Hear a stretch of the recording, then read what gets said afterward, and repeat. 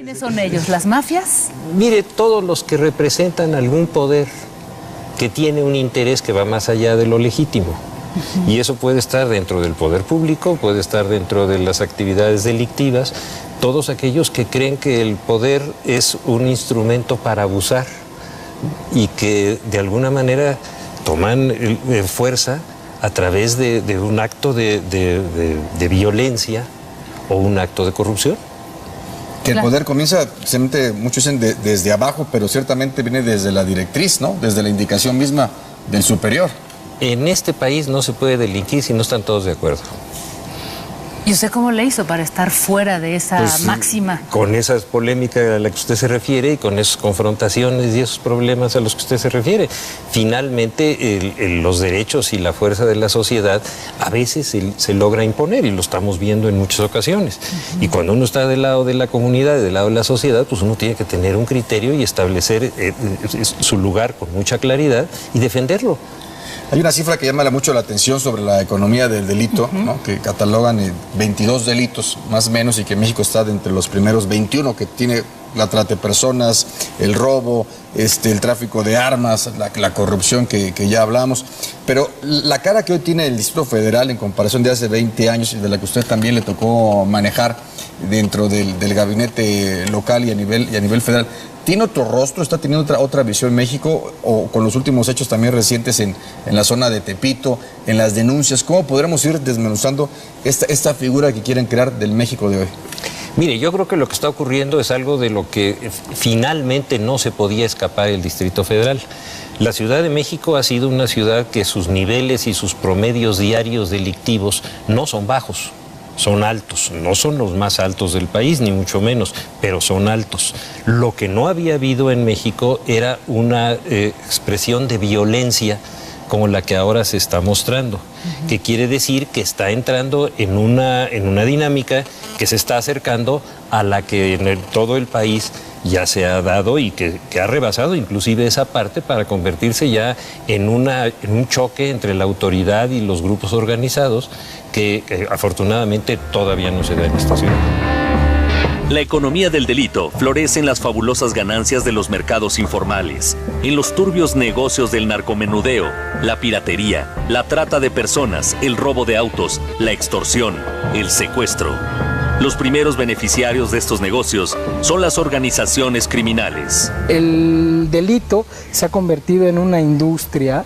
El delito tiene principalmente una lógica económica, la mayoría de los delitos, ¿no? Exceptuando el homicidio pasional o algunas violaciones, pero esencialmente la criminalidad que aterra a nuestro país tiene que ver con una lógica económica que precisamente viene, digamos, trasminando los valores neoliberales, o sea, el valor del costo-beneficio, el valor de maximizar la ganancia, minimizar los costos. Hay que preguntarse de cuánto dinero hablamos, cuál es el volumen de los mercados de la economía del delito, el de los negocios criminales. En la Ciudad de México, las autoridades estiman que existen cerca de 100,000 puntos de venta de droga en todas sus modalidades, desde la tiendita hasta el reparto a domicilio. Las ganancias, estimadas por la desaparecida Secretaría de Seguridad Pública del narcomenudeo en el país, son de más de 8,000 millones de dólares. Todavía no sabemos con precisión qué fue lo que sucedió en el Bar Heavens. Todavía no sabemos cuál es su conexión con otros incidentes de alto impacto, presuntamente también relacionados con el barrio de Tepito. Pienso en el homicidio en la Condesa, en el Bar Black, y la masacre en un gimnasio de esa zona de la ciudad. Hay especulaciones de que esto tiene que ver con el mercado ilegal de drogas, pero de nuevo hay muy pocas precisiones sobre el particular. No es novedad que haya en la Ciudad de México mercados ilegales, eso han existido siempre. No es novedad tampoco que en el barrio de Tepito y en otras colonias céntricas de la Ciudad de México se den este tipo de expresiones.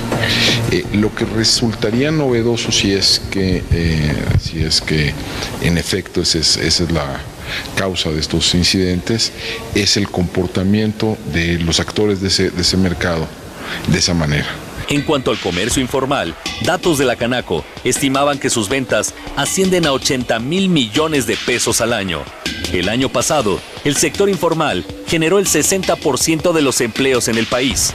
Obvio, con las condiciones más precarias para los trabajadores. En el 2012, se vendieron en México 122 millones de discos piratas. Pero esta economía del delito siempre se va en contra de los más frágiles, de los jóvenes, de los niños, de las mujeres, de los presos que tienen ahí encerrados y que son permanentemente sujetos de extorsión, ahí sí por autoridades en ese caso, ¿verdad? Pero en otros casos por criminales que obtienen ganancias enormes. La corrupción abriga la prosperidad de la economía del delito. El control político basado en el clientelismo resulta una ganancia inestimable. Solo en el Tianguis de Tepito trabajan 12,000 comerciantes agrupados en 64 organizaciones. Las ganancias que semanalmente genera el Tianguis del Salado, uno de los más grandes de la Ciudad de México, estimadas por el Instituto Ciudadano de Estudios sobre la Inseguridad, son estratosféricas, de $21 millones semanales. El poderío de las organizaciones que agrupan a los vendedores ambulantes en la Ciudad de México tiene también un claro perfil político. En general, los mercados ilegales en la Ciudad de México operan con niveles de violencia relativamente limitados. Por diversas razones. Uno, por la densidad institucional que existe en la Ciudad de México. La policía del Distrito Federal tiene más de 80,000 elementos. Hay una alta presencia en la Ciudad de México del Ejército, de la Marina, de la Policía Federal, de la PGR, del CISEN, etc.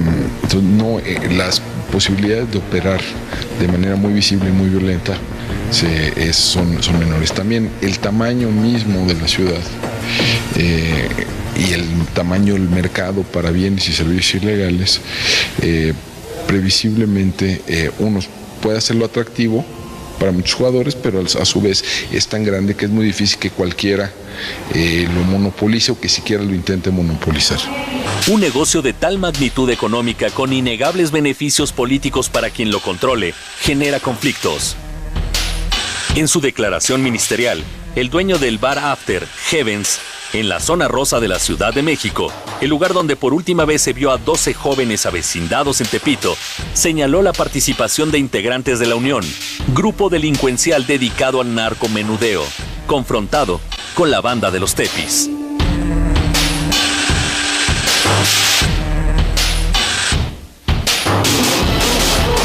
Sí me llama la atención que a partir de lo que vimos con estos jóvenes desaparecidos en esta discoteca, ahora tengamos por primera vez, o sea, todo digamos que un mensaje mediático para decir, vamos a realizar cateos, vamos a blindar ciertas zonas y vamos a estar patrullando toda la ciudad. Digo, ¿esto es realmente la mejor salida, doctor? ¿O qué es lo que estamos viendo? Porque hemos vivido muchos años en una ciudad con ciertos grados de inseguridad, de violencia, ¿no? Claro. No, mire, lo que sucede es que frente a una percepción de esta naturaleza hay una respuesta de carácter político.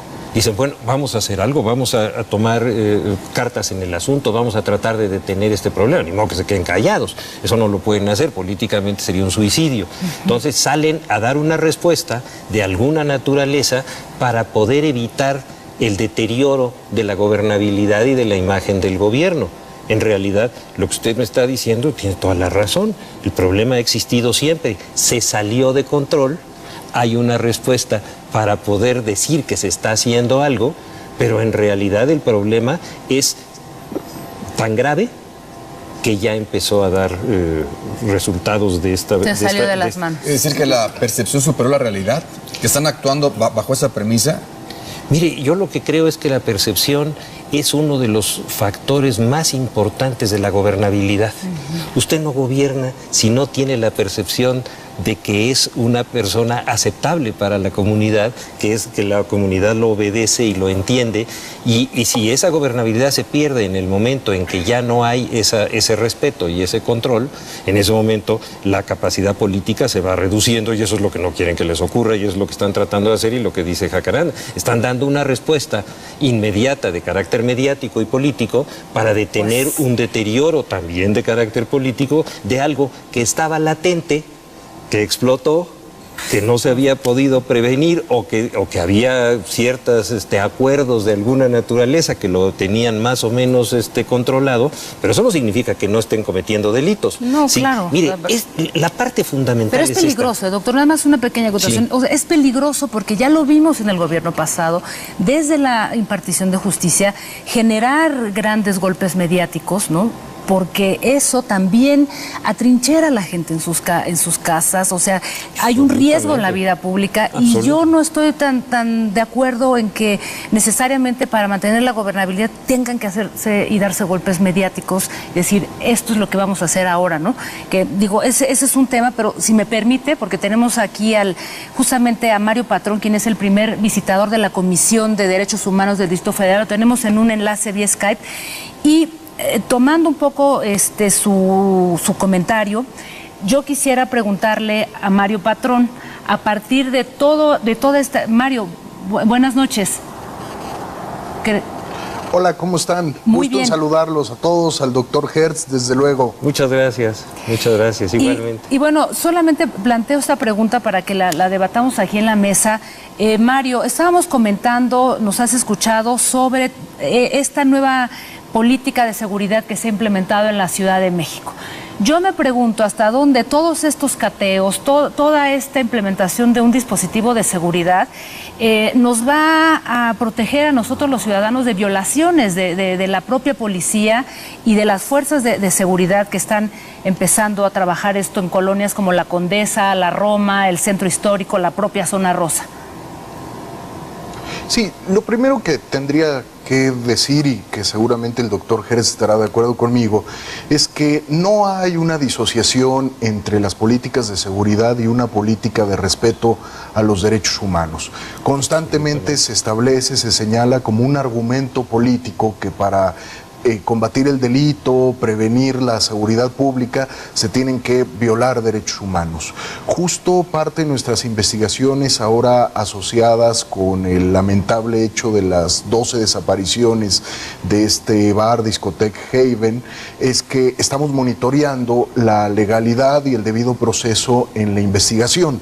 Nosotros justo lo que consideramos es que la diferencia fundamental que debe privar entre que estos hechos sucedan en la ciudad o sucedan en otras latitudes de la República es que la Ciudad de México, el gobierno de la ciudad, tiene que asegurar y dar una muestra clara de que aquí sí hay instituciones sólidas que no perpetúen impunidad, que garanticen a la sociedad la verdad de lo sucedido y que den con el paradero de las personas. En esa medida es que creo que se pueden evaluar las políticas de seguridad con resultados claros. Lo que hemos visto en otras latitudes, en otros estados como Tamaulipas, Guerrero, es que existe la violencia y frente a ello también hay una ola de impunidad. Hay como una suerte, ya se hablaba de la percepción ciudadana, hay como una suerte de percepción de instituciones vaciadas, huecas, que no dan pie a las denuncias ciudadanas y que no se sabe la verdad de lo sucedido y se genera impunidad. Nos parece que la impunidad más la violencia puede ser un binomio sumamente peligroso porque la impunidad lo que hace es perpetuar los factores que generan la violencia. Estás hablando, Mario, para que platiquemos con el señor Gertz Manero de la impunidad, pero también de la falta de la no cultura, de la no denuncia. Es decir, el delito ni se castiga y también lo que es quizás puede ser peor, que tampoco se denuncia. Exactamente, pero la denuncia está asociada con la confianza que la ciudadanía tiene en las instituciones. Ya se hablaba, por ejemplo, de los índices de violencia en la ciudad y en otras regiones del país. Compartimos ahora justo la preocupación de lo que pueda pasar en la Ciudad de México con el traslado de la violencia más asociada al crimen organizado, porque justo cuando hablamos del crimen organizado estamos hablando de la economía del delito y desde mi perspectiva no hay economía del delito sin corrupción y sin la aquiescencia del poder. el mayor número de delitos que se cometen en el país y en esta ciudad no son los crímenes, son los robos. Hay que tenerlo eso muy claro. Y los robos son los delitos que más lastiman a la parte más pobre de la población, aquí y en todo el resto del país. ¿Se refiere a robos en la vía pública, casa, habitación? O... Todos los tipos de robo son la inmensa mayoría de los delitos que se cometen, la inmensa mayoría. Y es a tal grado esto que, de acuerdo con las estadísticas del INEGI, la percepción del número de delitos que se cometen al año en todo el país es de más de 20 millones. Y no se denuncian ni siquiera 2, y de esos 2 el 98% quedan impunes. Entonces estamos viviendo una situación... No hay confianza tampoco ni para denunciar. Y lo que decía Jacará, no hay ninguna confianza. Entonces, cuando les explota un problema, tratan de dar una respuesta mediática para conservar la gobernabilidad, pero como usted dice y con toda razón, eso no lo va a conservar. No, eso simplemente va a ser una respuesta angustiosa para defenderse en ese momento, y luego viene otra crisis y viene otra respuesta. Hemos visto en el país que eso se repite en forma constante. Sí, claro. No están resolviendo un problema, están saliendo de una crisis, están tratando de evitar que esa crisis los lastime políticamente, pero no están saliendo del problema, eso sí no. Es que vamos a hacer una pequeña pausa. No se vaya, regresamos con este interesantísimo tema aquí, El Observador.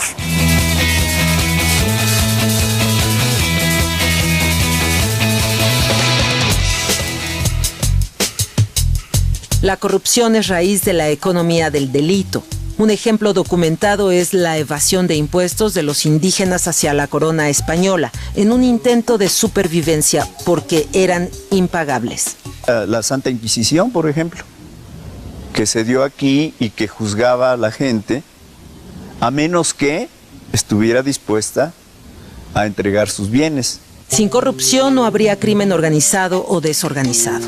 Del mero instinto de supervivencia, los mexicanos avanzamos hacia el soborno como sistema, un autoimpuesto no oficial que se traduce en mordida o regalo innecesario, extendido en instituciones y en todos los canales delincuenciales, señala un ensayo de la UNAM y agrega entre los motivos una impartición de justicia viciada y una legalidad absurda. Alguien decía, ¿por qué los regímenes priistas se repletan en lo bajo de reglamentos, mecanismos burocráticos, ventanas, controles? Pues porque la corrupción la sube en un piso. Cuando no puede resolver las cosas de manera simple y fácil, el ciudadano está invitado a subir al piso siguiente y soltar el dinero de la corrupción. O sea, están articulados. La dificultad de todos los días, los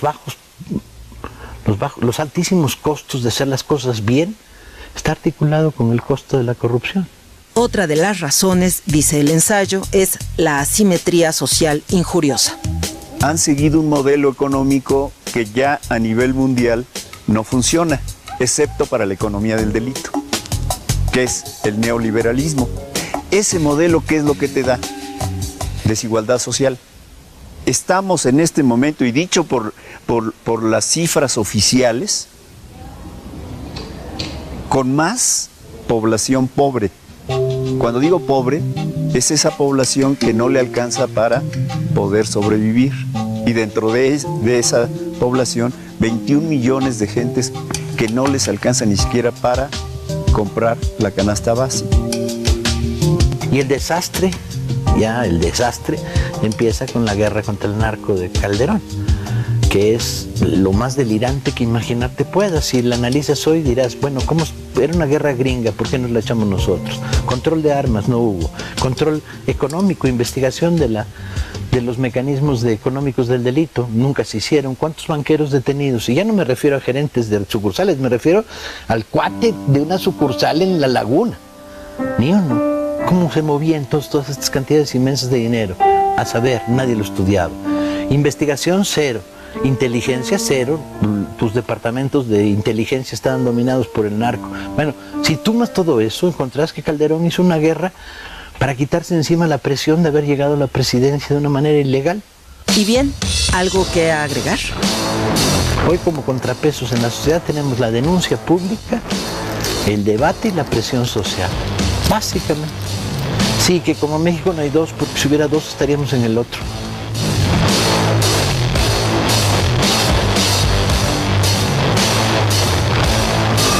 Parece que sí podemos de alguna manera fomentar una cultura de la legalidad, fomentar una cultura de la no violencia, creando precisamente una serie de políticas que nos ayuden a contrarrestar lo que oferta la violencia y lo que oferta el dinero relacionado con la violencia. Me parece que la acción ciudadana es la clave. Es decir, una ciudadanía que no supervisa, fiscaliza al ejercicio del poder público, una ciudadanía que no genera contrapesos al sistema monopólico de medios, al sistema industrial de medios monopólico, una ciudadanía atrapada en las lógicas del consumo, que se ha alejado del espacio público, que acude al espacio público a subvertir la convivencia, ¿no? Es una ciudadanía que claudica de sí misma. El dinero y el poder parecen ser las motivaciones, lo mismo del más poderoso de los varones de la droga que el más humilde narco de la calle. Y ese problema te lleva entonces a la negación de los valores, no solamente morales, sino los valores de la vida. La economía del delito se expresa en verdaderos imperios de poder económico y político. Y uno pensaría, bueno, ¿por qué todo este esfuerzo lamentablemente no ha sido canalizado a una economía, digamos, donde verdaderamente se den empleos, no empleos de halcones, de sicarios, de soplones, de etcétera, etcétera, sino empleos verdaderos, ¿no? O sea, como es como que es algo que está atravesando toda esta economía por un país que no ha sabido someterse a reglas, a leyes, y que le es más fácil inventar y construir todo un edificio, esta economía enorme. Pensemos en los caballeros templarios que tan recientemente han estado a la luz, cómo han construido un verdadero ejército. Los impactos de la proliferación del delito, de la impunidad, afectan a la sociedad en su conjunto, sobre todo a las víctimas del cada vez más recurrente delito de la extorsión telefónica. De todas clases sociales, de todas. Nos hablan jóvenes, grandes, chicos, pobres, ricos, empresarios, de todo. A todo mundo los combate la extorsión. Lo que piden es dinero fácil. Lo que piden es dinero desde 500 pesos hasta 25,000 pesos. Son los montos que se pagan actualmente. Estos se pagan en ciertos bancos que dan facilidades, como por ejemplo Electra, Coppel, Banco Azteca. Esos son los bancos que utilizan los extorsionadores. Las personas que tienen alguna empresa local, tienda, restaurante, les hablan por teléfono y les dicen que para su seguridad hablan de algún grupo delictivo y que si no cooperan se los van a quemar, van a dañar a su familia o van a dañar a ellos. El tramado de la corrupción, determinante para soportar la economía del delito, se extiende hasta el campo de lo político y sus protagonistas. Hay vínculos entre las autoridades capitalinas a diversos niveles y algunas de estas expresiones de ilegalidad. Los taxis piratas está muy bien documentado, por ejemplo, los vendedores ambulantes, algunas formas de piratería, etc. Y desde hace muchísimos años la policía ha jugado un rol de regulador de estos mercados ilegales, ¿no? Y parte de esta función de regulador pues estaba determinada por relaciones corruptas, ¿no? entre ciertos elementos de la policía y algunos actores de los mercados ilegales.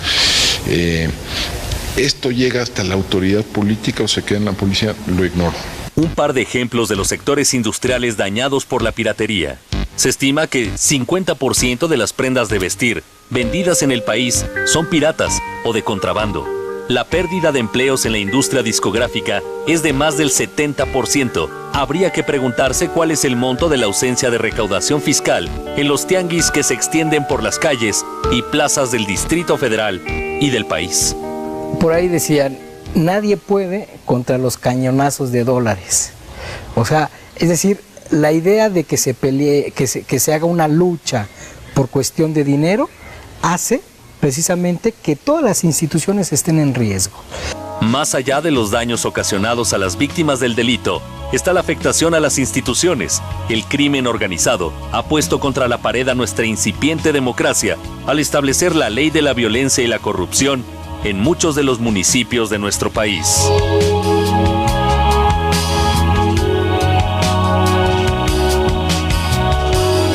Gracias por continuar con nosotros aquí en El Observador, en este tema que hoy hemos nombrado la economía del delito. Y bueno, yo ponía la pregunta en la mesa antes de ir a la pausa, sobre todo para no perder de vista esto que es nuestro tema, que tiene que ver con algo mucho más amplio, esta economía del delito, y que no se restringe al tema nada más del narcomenudeo en la Ciudad de México. Mire, el narcomenudeo y los crímenes, los asesinatos, tienen un valor mediático muy alto, generan un gran impacto, pero no son los delitos que más lastiman a la comunidad. No, y eso es cosa social también. El robo se lleva casi el 70% de todos los delitos, y ese robo es el que más lastima a la mayor parte de la comunidad, que no tiene manera ni de convertirlo en un escándalo, ni de hacer de eso un tema mediático. En cambio, una situación como la que se vivió, la que se viven en estos centros nocturnos, etcétera, sí generan un impacto mediático que daña a la política de la ciudad y que inmediatamente contestan.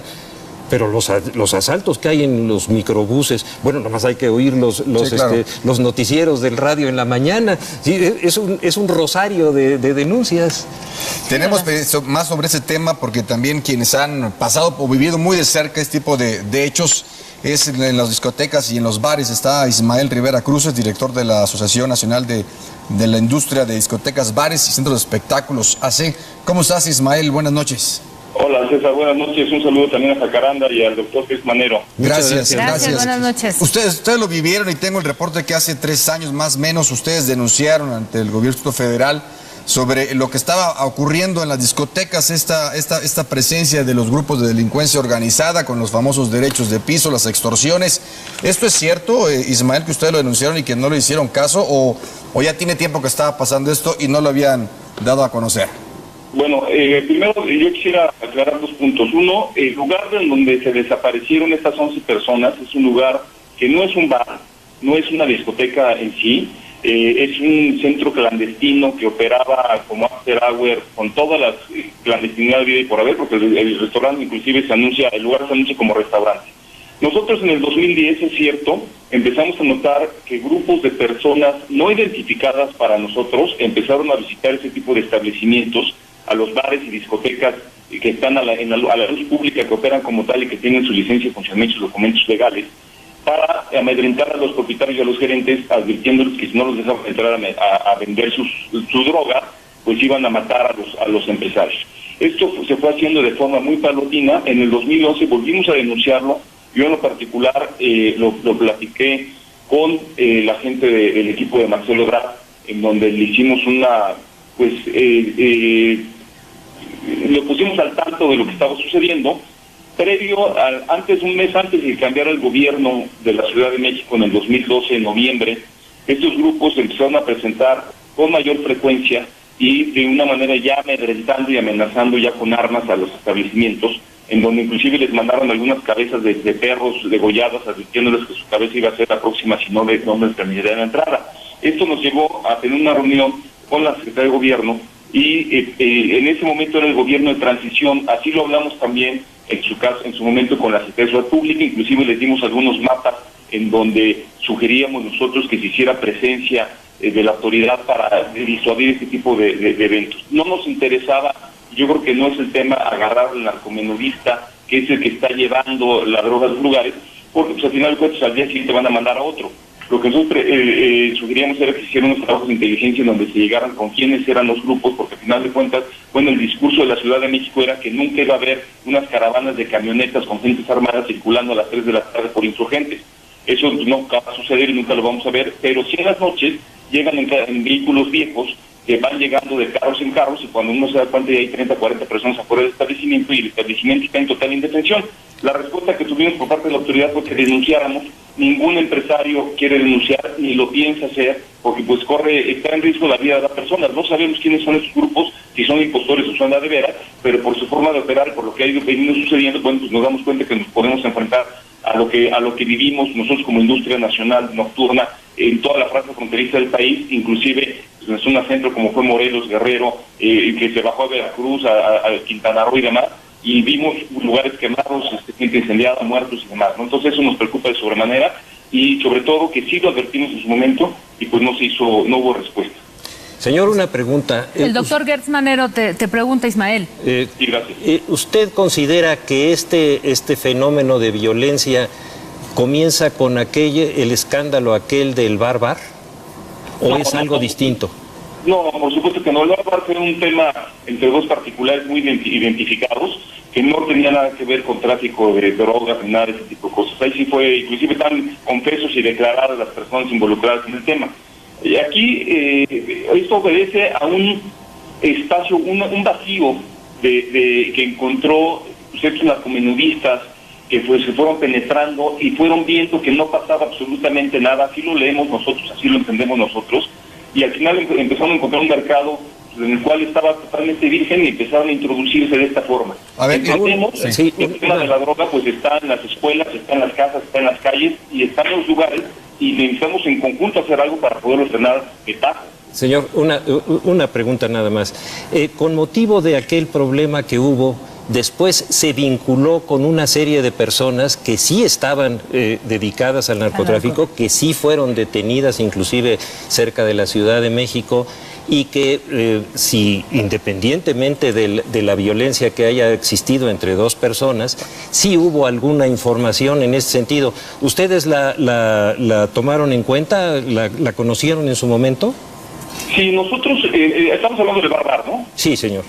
Sí, nosotros, don Alejandro, estuvimos presentes en el tema. No, evidentemente había gente involucrada, bueno, pues como fue el tema de JJ, inclusive por ahí apareció hasta la gente de la barra, y demás, estaban todos involucrados en el tema. Pero no obedece, ese balazo que le dieron a Cabañas no obedeció a violencia por narcotráfico, obedeció a violencia por una incongruencia entre un partido de fútbol, y de ahí se hicieron de palabras y terminó en lo que ya conocemos. Sí, ¿no? Evidentemente era gente que estaba metida, pero no era tema de venta de drogas en los establecimientos. No, yo creo, Ismael, si me permite, yo creo que el doctor se refiere a que ya finalmente dentro de esa negociación o en otros ya estaba permeando en los cárteles de la droga en diferentes negocios, como vea con la extorsión o simplemente con la venta de la misma, luego que se dieron estos hechos. Yo te preguntaría de manera directa, ¿tienen reporte o hay cárteles de la droga en el DF?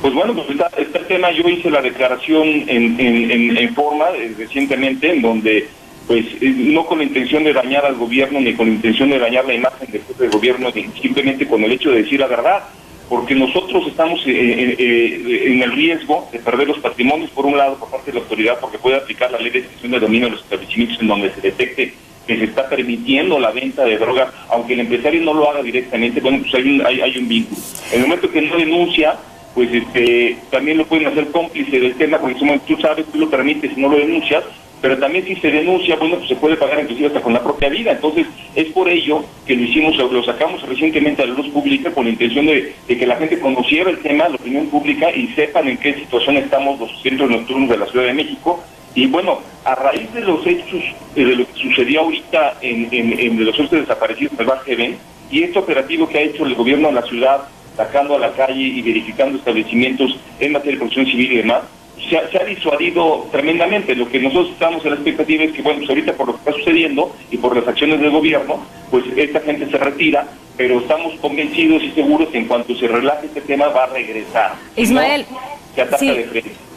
Bueno, antes de ir con el visitador de la Comisión de Derechos Humanos, sí me gustaría hacer una puntualización, porque entiendo estas denuncias que ustedes hicieron hace 2, 3 años y las cuales no fueron tomadas en cuenta, pero creo que también hay que poner en su justa dimensión, por algunos pagan otros, pero a partir de una serie de investigaciones, de reportajes que han hecho también colegas periodistas, o sea, se ha visto que los propios establecimientos están vinculados con algunos narcotraficantes o narcomenudistas y le entran al negocio. Es decir, o sea, no estoy generalizando, pero creo que ahí sí hay un problema, un vacío. No sé usted qué opina, doctor, porque sí es un asunto también de la autoridad, pero algo que viene ocurriendo desde hace muchos años y con mucha frecuencia en distintos bares, antros, en fin, de la Ciudad de México.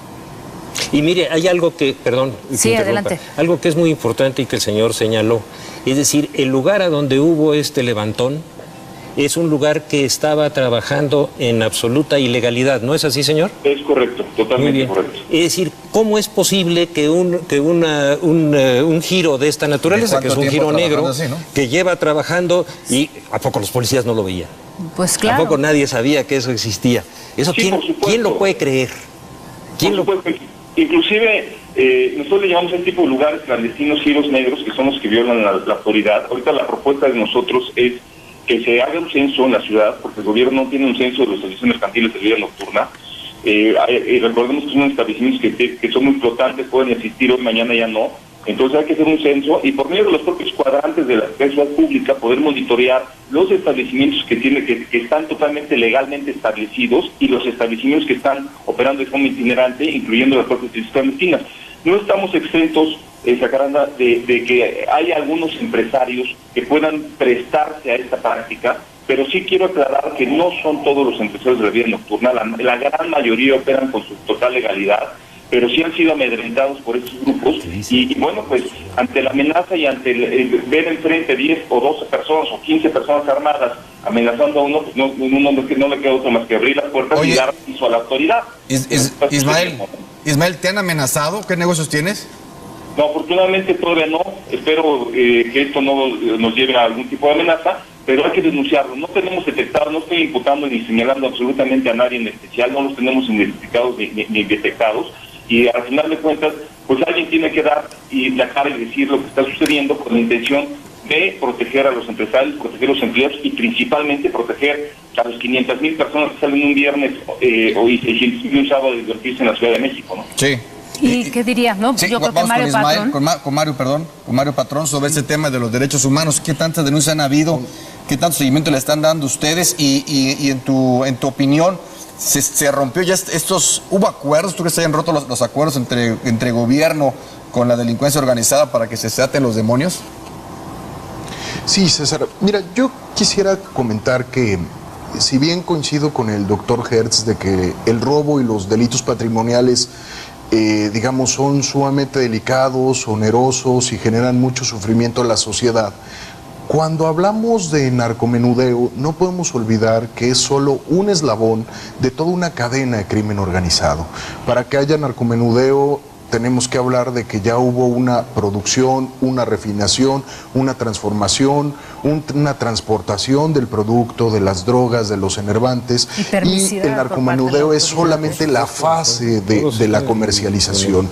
Yo creo que en ese sentido tenemos que tener mucho cuidado con el crimen organizado y sobre lo que puede pasar en la ciudad, porque justo escuchando a don Ismael, creo que es importante que recordemos que el crimen organizado busca un control territorial, porque es el que le permite apoderarse de los negocios ilícitos.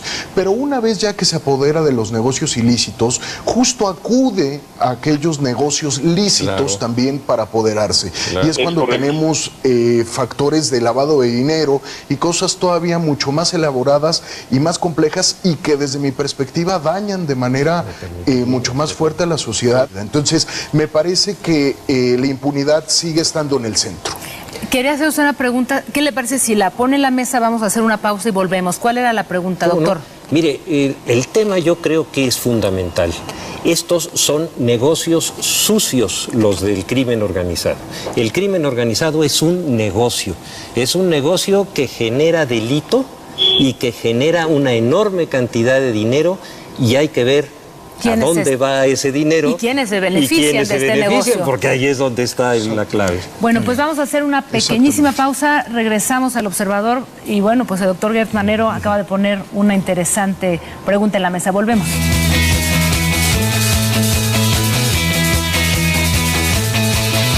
Se ha creado también un beneficio político a través del delito, a través de los discursos demagógicos para hacer una lucha contra el narcotráfico o para poder prevenir la propia delincuencia y la criminalidad, viene, digamos, teniendo un beneficio secundario. En primer momento hay un beneficio económico, pero también podemos nosotros visualizar un beneficio político.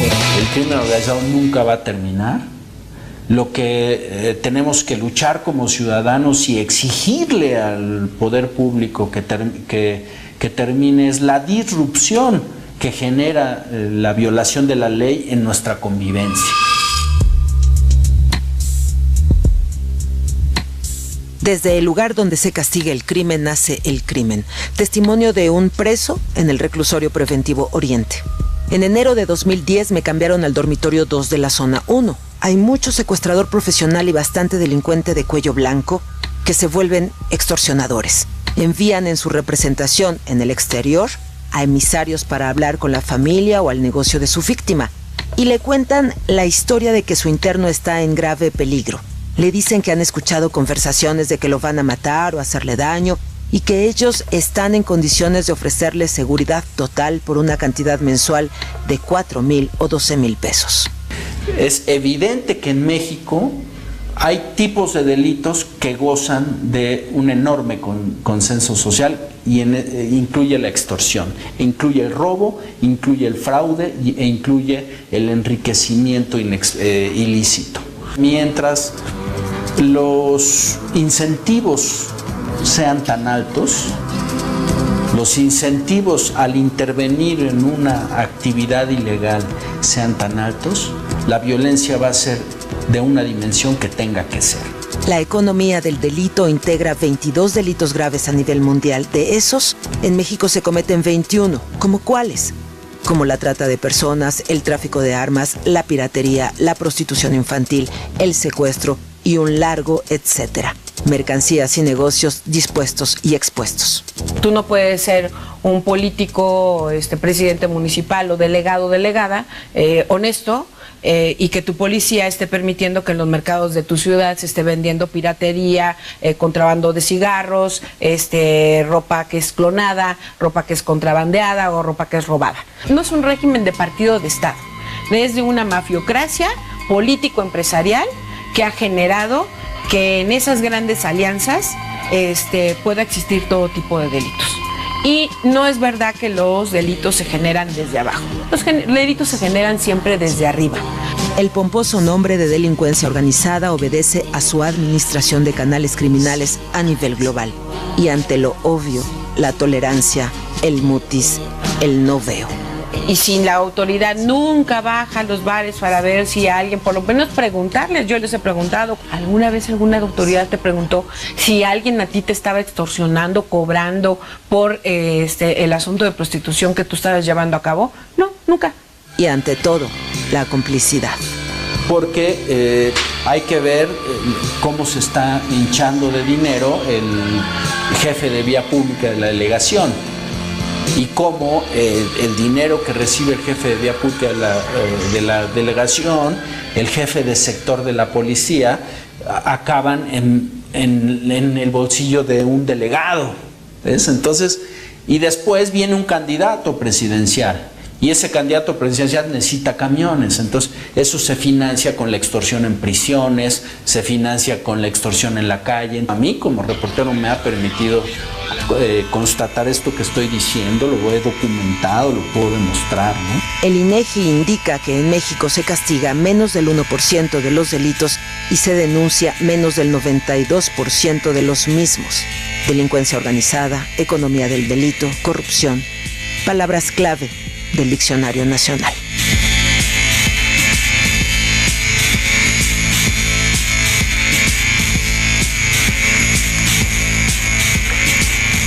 Pues regresamos al Observador con un debate realmente álgido y el doctor Gertz Manero ponía en la mesa algo que me parece muy importante y yo creo que eso atañe también a Ismael Rivera.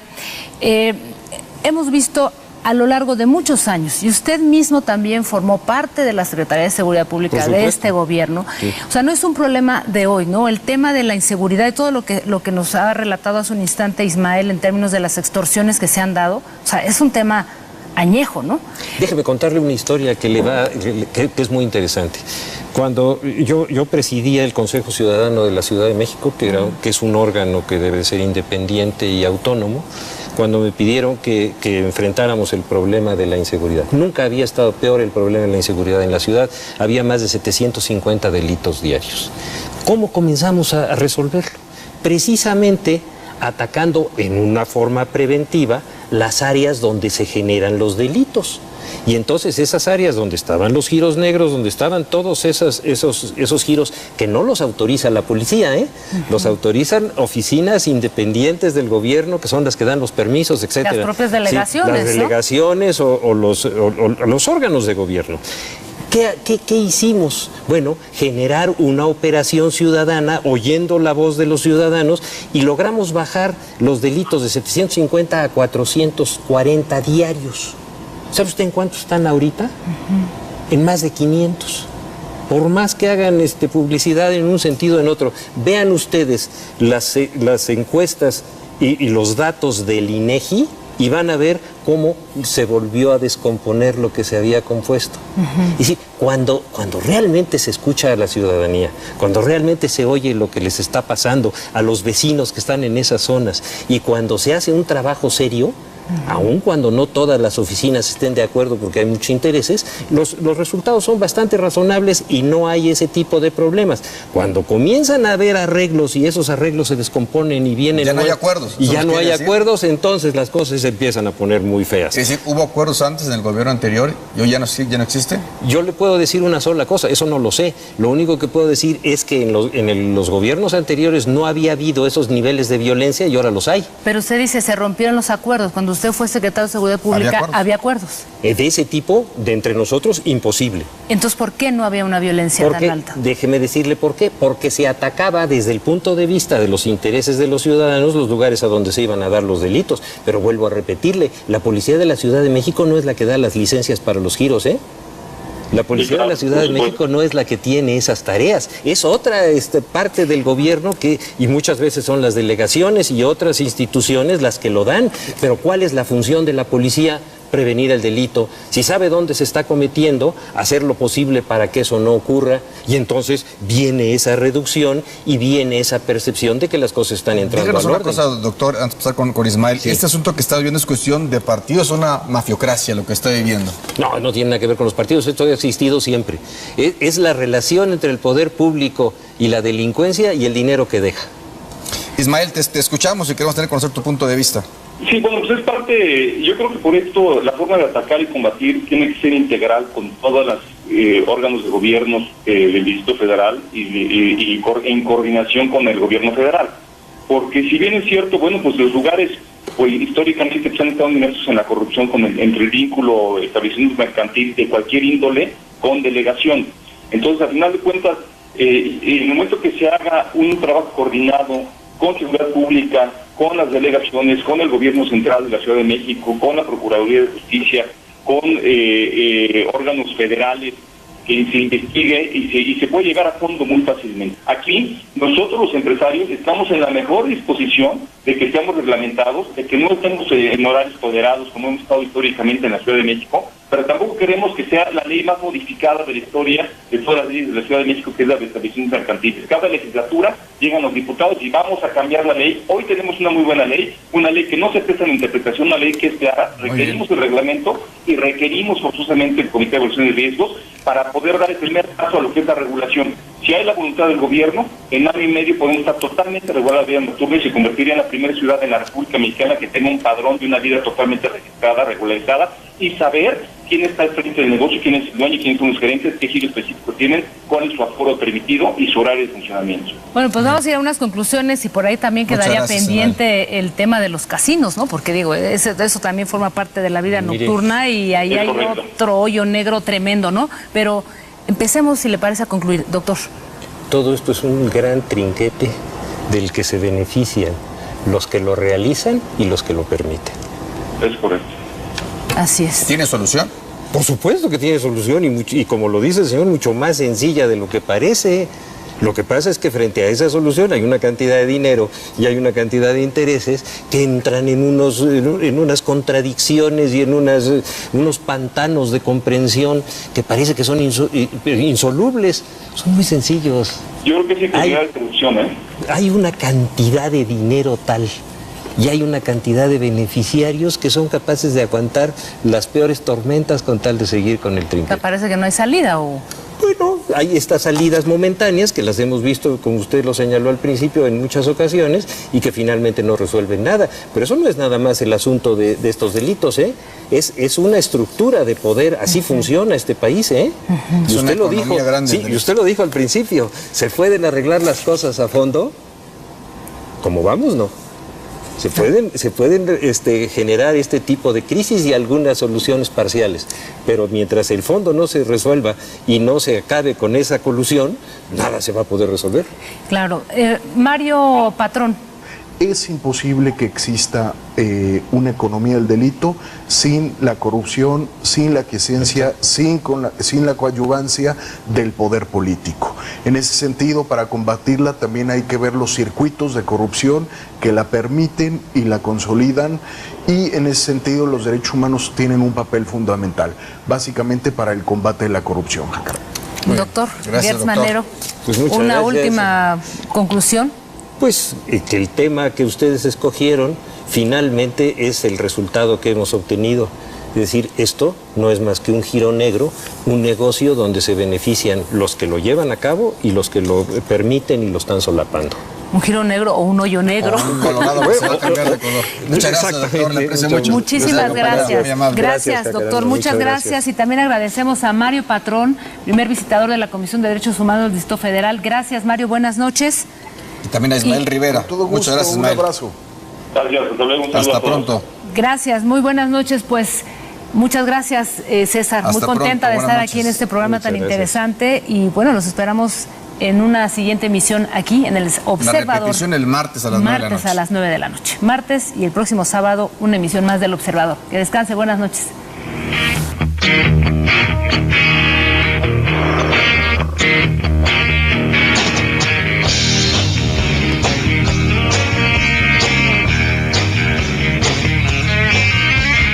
Jordano, soy nuestro carro de cada día.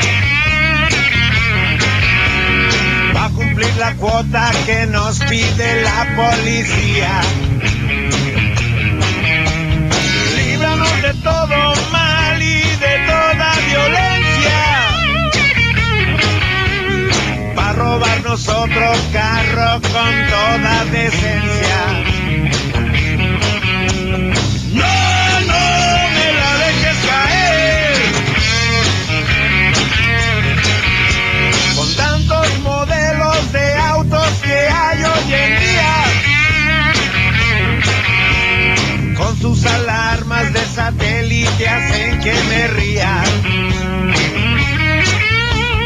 Hoy vamos por el dinero que pidió el comandante, pues hoy es la fiesta que brinda su joven amante.